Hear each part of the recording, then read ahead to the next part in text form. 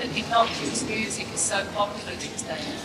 Well, because there's so much mediocrity going on, you know. Anytime somebody really good comes along, it's like you can't be too good because you looked at because you stand out, you know. And people that stand out in an individual kind of way, they don't fit into the system because they don't sell, you know, they don't keep system commodities going.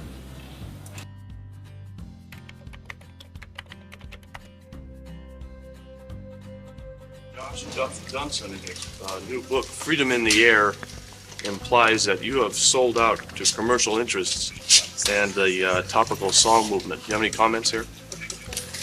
Well, no comments, no arguments, no, I certainly don't feel guilty.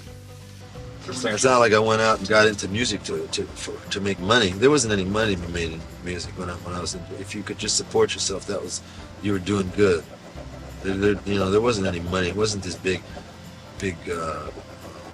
billion-dollar industry that it is today, and people do go into it just to make money, and because it's proved that you can make money in that field. Was there a time in your life in the past when you'd be on the phone, hey, what did the album do this week, or is the single and did it go from 8 to 4? Was there a time when you really got off on that kind of stuff? Well, you always want to know what's happening with your record. So the first few weeks, yeah, you'll call up and find out, you know, if it's selling or if it's not selling. Or isn't it nicer when the album, you know, is in the top 10 instead of hanging around at 45 or something? It is and it isn't. Like Slow Train was a big album. Saved doesn't have those kind of numbers, but to me it was just as big an album. So it really matters little to you, the acceptance or the rejection on the part of record buyers? It doesn't. I'm fortunate that I'm in a position to release an album like Saved with a major record company, so it'll be available to the people who would like to buy it.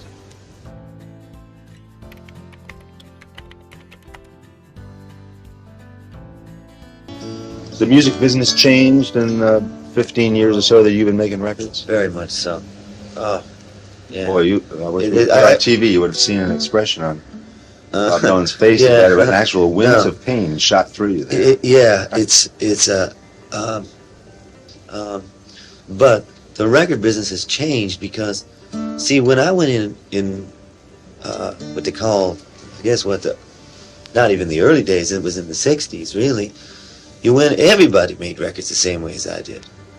No matter who you were, Beatles, Rolling Stones, the Animals, and you were a group, you were somebody before you went in and made the record. You were somebody. You earned the privilege of making the record. You'd played around, you'd paid enough dues to make a record.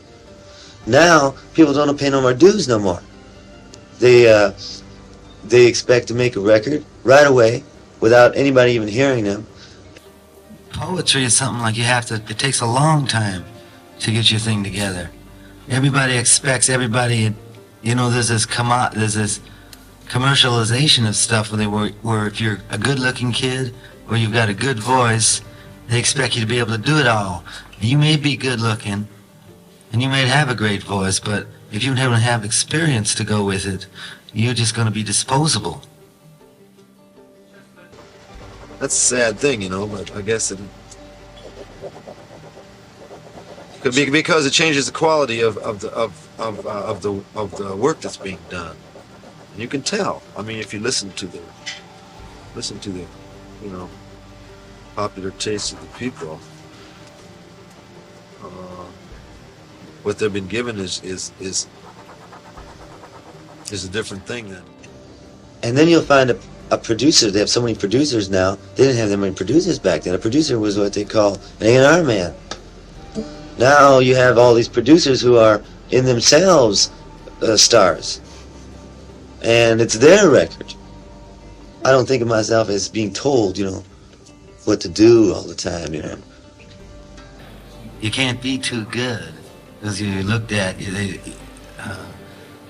because you stand out. You know? And people that stand out in an individual kind of way, they don't fit into the system because they don't sell, you know, they don't keep system commodities going. Machines are making most of the music now. Have you noticed that? Have you noticed that all the songs sound the same? I mean, I don't know if you've noticed that. I mean, that they're, I mean, you could be hearing one song. I mean, you could take the lyrics from another song and put it right onto, because the rhythms are the same. You know, the drum and the drones are the same, and the machines can only do so much. You know, they can only make it sound different so many different kinds of ways. So it doesn't sound different. It sounds all the same.